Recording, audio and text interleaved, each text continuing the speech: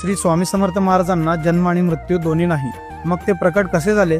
प्रकट दिनाचा हा इतिहास तुम्हाला माहित नसेल तर हा व्हिडिओ पूर्ण बघा. श्री स्वामी समर्थ महाराज हे आंध्र प्रदेशातील श्रीशैल जवळ असलेल्या कर्दळी वनातून प्रकट झाले. 1459 साली श्री नरसिंह सरस्वती स्वामी महाराज यांनी गाणगापुरास निर्गुण पादुका स्थापन केल्या व त्यानंतर श्रीशैल यात्रेचे निमित्त साधून ते कर्दळी वनात अदृश्य झाले. याच कर्दळी वनात सुमारे 300 ते 350 वर्ष महाराजांनी कठोर तपश्चर्या केली. या काळात मुंग्यांनी त्यांच्यावर वारुळ रचले. एक लाकूड तोडत असताना त्याची कुऱ्हाड ही या वारुळावर पडली आणि त्या वारुळातून रक्त वाहू लागले.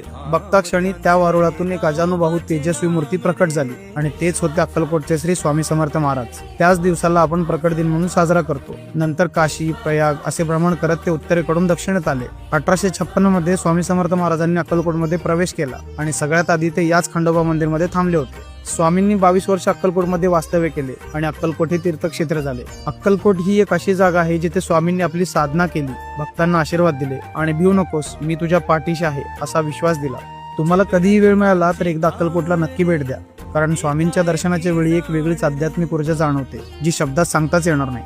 स्वामींच्या कृपेने तुमच्या जीवनात सुख, शांती आणि समृद्धी येवो हीच या प्रकट दिनी स्वामींकडे प्रार्थना. जर तुम्हाला प्रकट दिनाची ही माहिती आवडली असेल तर पेजला नक्की फॉलो करून ठेवा. जय श्री स्वामी समर्थ.